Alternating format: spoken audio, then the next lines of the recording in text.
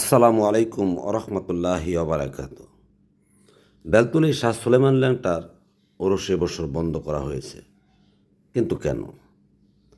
মাজারের মধ্যে দুপক্ষের সংঘর্ষে খাদেম জখম হয়েছেন, কিন্তু মূলত বিষয়টা কি?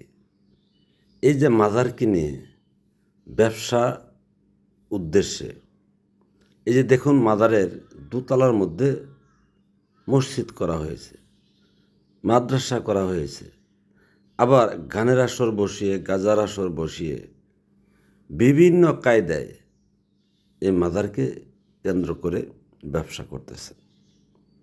আর সে ব্যবসাগুলি কি কোনো তরিকতপন্থী লোক বা পীর ফকিররা করতেছেন? না, বলতে গেলে তারা এই প্রত্যেকটা এই ধরনের পাগল ফকির বা অলি আল্লাহর মাজারে গ্যাংস্টাররা খাদেম হয়ে দখল করে আছেন।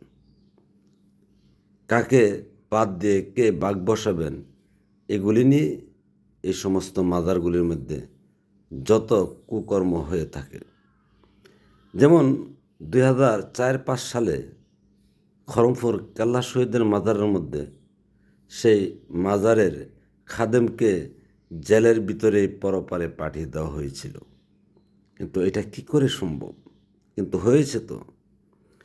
তেমনইভাবে চিটাগাং একটা মাজার আছে, যেটা মাজারের নামে মরিচ চলে আস্তানায় পাক দরবারে মুসাবিয়া। ওই মুসাবিয়ার 2টা মেয়ে আছে।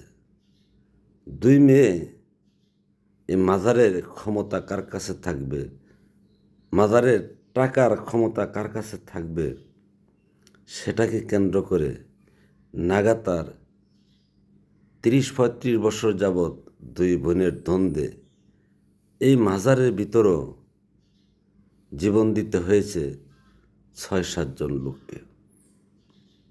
তারা ওই পীরের মেয়ে, যে পীরের মাজার, কিন্তু মাজার করে কি, বা ওই পীরের মেয়েরা তো খাদেম সেজে বসে আছেন, তারা করতেছেন কি?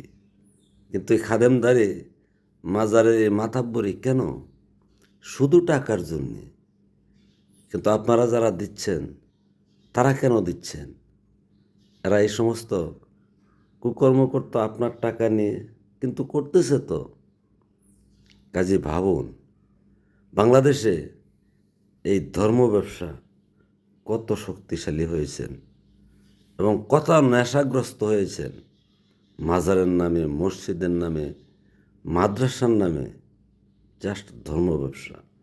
আর যত সব উদ্ভট কথা তাদের মুখ থেকে শোনা যায় মাজারের কাছে।